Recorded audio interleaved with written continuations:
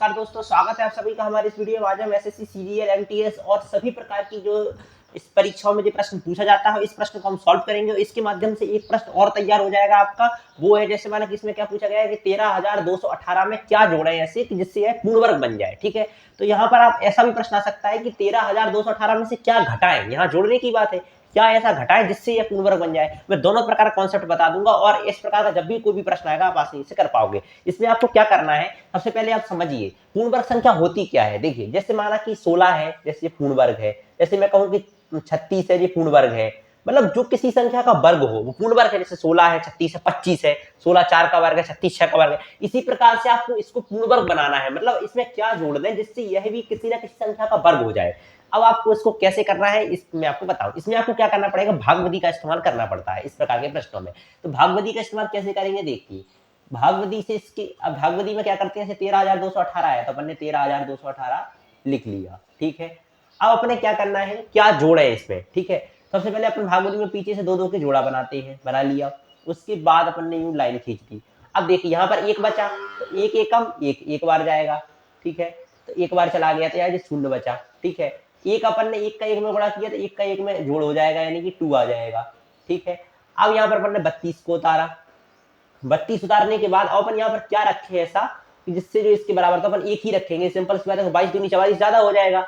यहाँ हमने एक रखा तो एक का 21 में गुणा होगा, यानी कि 21 एकम 21 आएगा। ठीक है, उसके बाद फिर दो में से क्या एक बचा, एक 3 में से 2 क्या एक बचेगा। ठीक है, 21 में हमने एक 21 का एक में गुणा किया तो एक को हम जोड़ देंगे, यानी 21 और 1 22 हो जाएगा। ठीक है, अब यहाँ पर हमने क्या किया कि 11 बचा था, हमने इसमें से 18 उतारा। ठीक है, यानी कि जी हो गया 1118। अब यहाँ पर हम क्या रखें जिससे जो है इससे, अब देखो यहाँ पर एक छोटा सा लॉजिक है जो समझने की बात है और वहीं से आपका ये प्रश्न सही होगा। और इसी प्रकार से आपको प्रश्न बनाने हैं। कैसे, देखो अगर जोड़ने की जहां भी बात आ जाए, जोड़ने की, ठीक है, और घटाने की, अगर जोड़ने की बात आ जाए तो हमें क्या चाहिए, पॉजिटिव, मतलब जोड़ने की बात आ जाए तो हमें नेगेटिव रिमाइंडर चाहिए, नेगेटिव।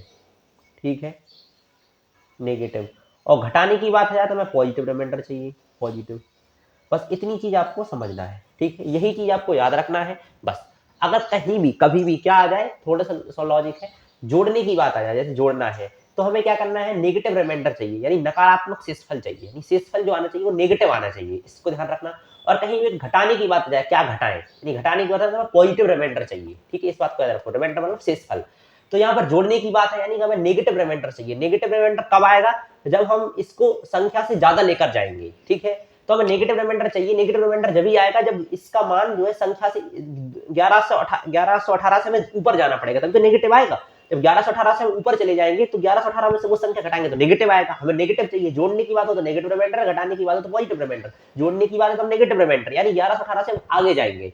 तो हम क्या कर सकते हैं, देखो अगर हम इसमें 4 का गुणा कर दें, 5 का गुणा कर दे, यहाँ 5 रख ले, माना कि यहाँ 5 रख दिया, तो हम देखो 225 में जब हम 5 का गुणा करते हैं तो क्या आता है, तो 55 25 की 5 2 हासिल, 5 दूनी 10 दोबारा की 2 1 हासिल, 55 25 और दोबारा 55 25 और 55 25 2 हासिल, 5 दूनी 10 और 11 की 1 हासिल, 5 दूनी 10 और 11। ठीक है, 1125 आता है। तो वही आपको 1125 लाना है, क्योंकि 1125 जो है 118 से 1118 से ज्यादा है। कितना ज्यादा है, 7 ज्यादा। तो रिमाइंडर कितना आएगा, माइनस का 7। वही चीज है, इसमें 7 जोड़ दो तो ये क्या हो जाएगी, आपकी पूर्ण वर्ग संख्या बन जाएगी। बस यही कॉन्सेप्ट आपको याद रखना है। तो वीडियो में अंत तक बने रहने के लिए बहुत बहुत धन्यवाद।